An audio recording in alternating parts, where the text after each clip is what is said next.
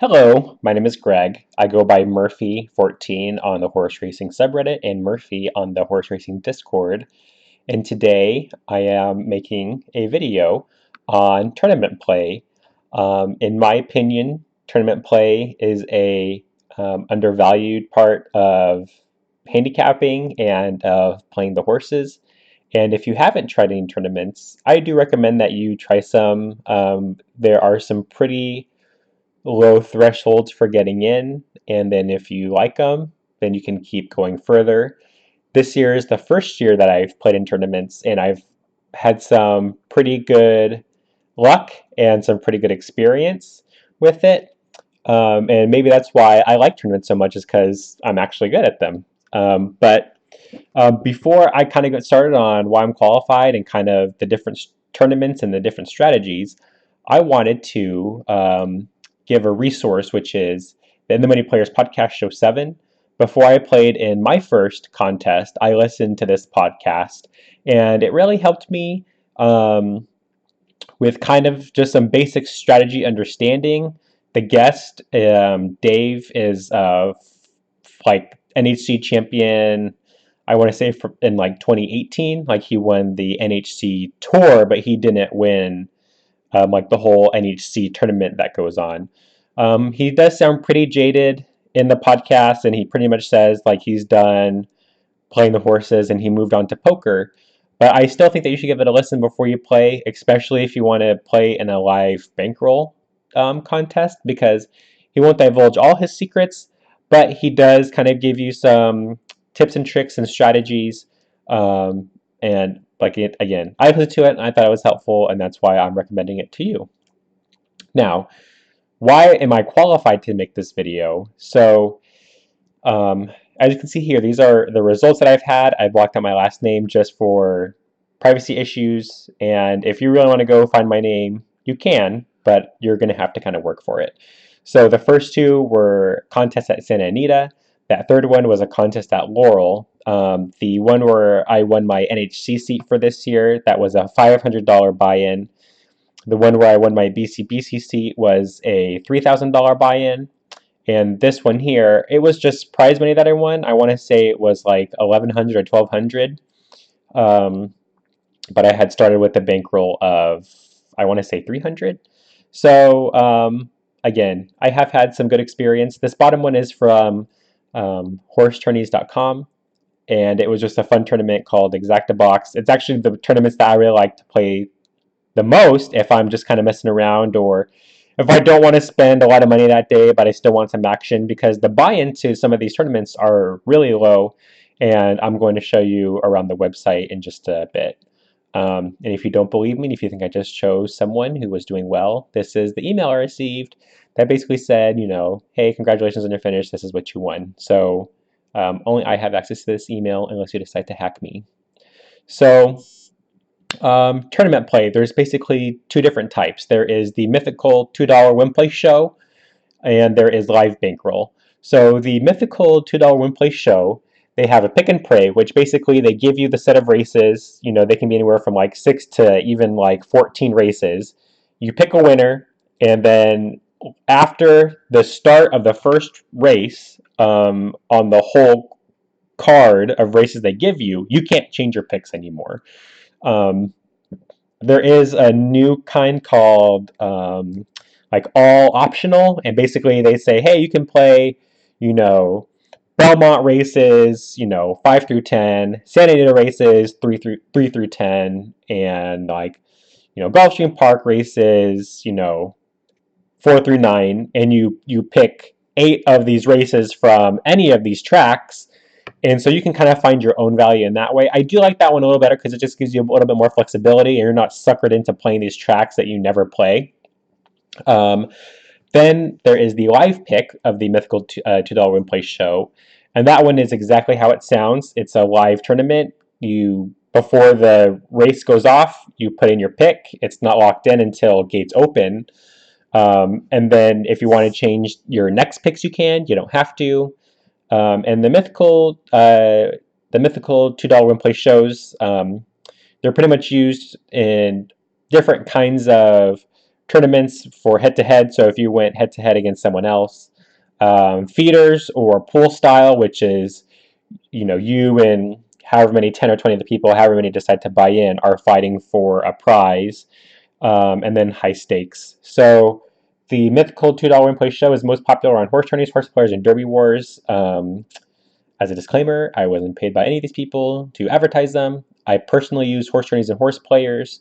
I used to use DRF, but they went out of business, and so I can't really show you any of my results or how many contests I quote unquote won on DRF because they don't exist. The contest doesn't exist anymore.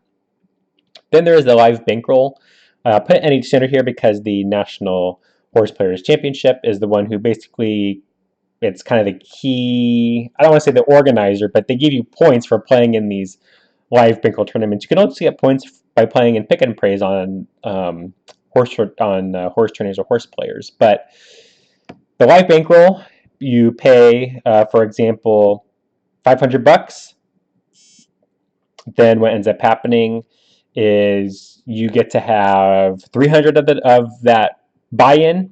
200 goes to the prize pool, and then you try to make as much money as you can with the $300. They also have other ones like for $3,000, and so that one, 1,000 will go to the prize pool, and you have $2,000 to gamble with. So there's different kinds of percents will go to the prize pool, but these are the two mainstays. So the strategy for the Mythical $2 win play show. There are different strategies you can use, and I've seen people win with both. One of them is you just pick logical long shots or value plays for every single race. But of course, that one can backfire, right? Because none of your long shots could win, and none of them could place, right? And then you end up with 0 and you finish last.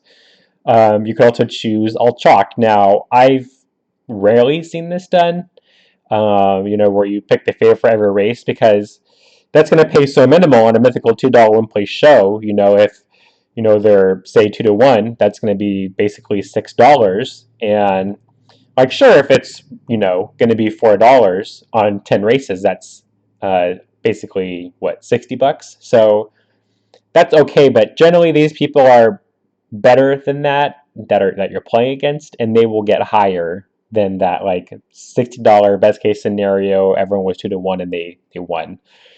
My favorite strategy to employ is basically a mixture of both. There are some races where you look at them and you basically say, I don't see how this horse can lose. There's other races you're going to look at and you're going to say, I really don't like the favorite, and I'm not really sure about the second or the third choice, and none of the horses really look good to you. That's kind of the race where you're going to say, okay, this horse might not be my favorite, but they're my second favorite, and they're, say, 10-1 on the morning line. I think this is a perfect horse, to use. For the life pick, in my opinion, it's the most unfair. And it can kind of go both ways, because basically what happens during a life pick is you get to race 10, and you're in the lead. Well, everyone behind you is just going to pick the longest shot and try to beat you.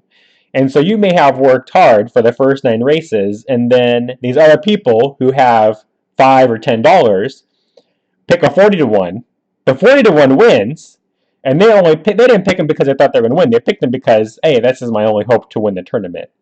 But of course, if you are the person that's in last and you do that, that will work out in your favor. So I've seen it go both ways. There's only been a couple of times in the life pick where I've been in front and I didn't win any of those life picks. So again, probably because I haven't had success with them, I think they're a little bit more unfair. It's a little bit more flexibility, and you can kind of alter your picks as the time goes on. Because if you have $0 after half the time, you're like, okay, I need to start picking longer shots to win, because if I just keep picking favorites, I'm not going to win. So yeah, that's the kind of the strategy there. Now the live bankroll one is the one that I personally play the most. There are kind of basically 2 different strategies that you can employ. So the first one is you pick one play that you like and you just basically put all of your money on it. So I haven't really done that one yet. Like I will for the $300 bankroll ones where I have $300 to try to make as much money as possible. But for the ones that are the $3,000 bind and you get $2,000 for your bankroll, I don't put my all 2,000 in one play and then just basically hope that I hit it. One, I'm really not that confident, and two, I don't really have that big of the balls to do that. But there's some people that do, and the people that do are generally the ones that do well in these kinds of things. The other strategy is to slowly build your bankroll to hammer a play you like later. So this would be the kind of thing that I do when I have the larger bankrolls to deal with. Is I'll pick, very logical plays, maybe enough to meet mandatory minimums, which I made a bullet there in the last, and I said ignore mandatory minimums, but on some of these, they tell you, okay, you have to wager $200 across 5 races, a minimum $200 across 5 different races, and you have to wager your whole bankroll. So the most recent one I played in, that means I had to wager basically $1,000 plus another 1,000. So you are spending your whole bankroll on bets. So the slowly build your bankroll. I mean, I wouldn't say that's necessarily what I do. I'm not putting $200 to show on a favorite that I like that I know is going to come in third. It might be a daily double, and that's generally the kind of wager that I make in those contests. Another tip is to be prepared to lose all your money, and that is kind of hard, especially if you're not used to it. When you spent 3,000 to get in, you have 2,000, and let's just say you put down a $200 daily double that paid out 1,500. Well, now you have 3,500, and that looks pretty good to you, right? Because you're like, wow, I just profited $500. But that's not really how you win. Your 3,500 generally in those bigger ones is not going to get you to where you need to go. The one I played in at Santa Anita, like 75% of the way through the cards, like race 7, I had like 5,200, and I still had to play my mandatory minimums, and so I said okay, and it wasn't just like the $200 across 2 races. I still had to wager like $1,400. So I was like, well, I like McKinsey and I like Bo Recall, and so I'm just gonna basically play a large daily double to them, and that missed on both legs. So I had like $2,000 left, or about $2,000 left. Starting in that whatever race McKinsey lost, and I pretty much split it across him and 3 other horses in the last race, and McKinsey lost, and so I lost, and unfortunately I did hit the second part of the leg. So it sucked that I went from basically 2,000 to 5,200 or 5,800, whatever it was, all the way down to 0. But I was prepared to lose all my money, and now that I've done it, I have a little more experience. I'm going to be a little bit more comfortable doing that. And it's the people that are willing to wager that amount of money are the people who are going to end up winning a lot of these contests. The last bullet that I have, and I'll add more in here. So ignore mandatory minimums. When I was at a contest, I was talking to someone who had been an NHC member for like 10 years, and he said, in these live bankroll contests, I was at Monmouth Park for this one. He said, just ignore whatever minimums that you have to do, and whatever you want to do, whatever play you want to choose, just put it all on that play, because the other people around you, they're trying to hit those mandatory minimums. And he just said, you can worry about that later. So it really just depends on where you want, like what play do you want to make. The play I wanted to make was like one of the last races, the contest races I could make. So I couldn't just sit on my $1,000 that I had to play with and hope and wait until that card. I had to play a little bit, and so I wish I did a little bit differently. I wish I had just done like it was like $100 over 10 races or something like that. I wish I had just done $100 on horses I knew were gonna come in for show. That way, I wasn't really losing any money. If anything, I was gaining at least a little bit of money, right? Like what, 10 or 20 bucks. But that 10 or 20 bucks could have helped me in the end. Ultimately, I finished with zero on that one. So again, just kind of lesson learned in that one. One final tip I'd have for the live bankroll that I didn't put in here was to basically play to your strengths. And what I mean by that is pick a wager that you are comfortable with making and that you are good at, and kind of center around that one wager. For example, I said I'm pretty good at daily doubles. I am awful at exactas, and I'm actually okay at trifectas. One of the contest round with my NHCC, I actually won it on a trifecta bet. But again, I didn't really know what I was doing. I was just saying, oh, I think this horse is going to win, and I think these 5 horses can come in second or third, and that's kind of how I structured my bet. And I honestly, I got lucky, and um,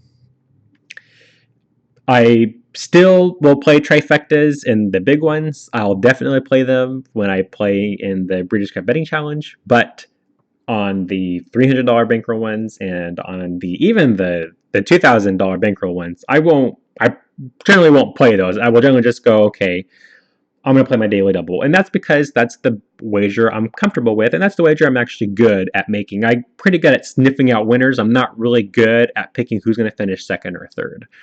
So those are pretty much the strategies and the different kinds of tournaments there are. We'll go to the website and we'll take a look at horse tourneys, for example. So Horse Players is the Breeders' Cup website. Derby Warriors, they definitely have a lot more options. So the horse players, I like Exacta Box, and so if you click Exacta Box, look at that, it's $14 to get in for this one. That's tomorrow. They have kind of these bigger ones. The pool size depends on how many people buy in. You can do a feeder. So let's say, for example, you wanted to play in this, this Orleans, contest. You would pay 14, and if you finished, first out of 5 or second out of 10, however it is, you would get an entry into another contest. Now, the way that I use these feeders is because there's pretty much different levels. There's like the very lowest level, which is generally somewhere between 10 and 20. Then there is a middle level, and that's somewhere like 50 to 80 maybe. And then that middle level feeds into whatever that final contest is. So let's see if I can find an example of one. Usually the payout ones are on Saturday and Sunday. So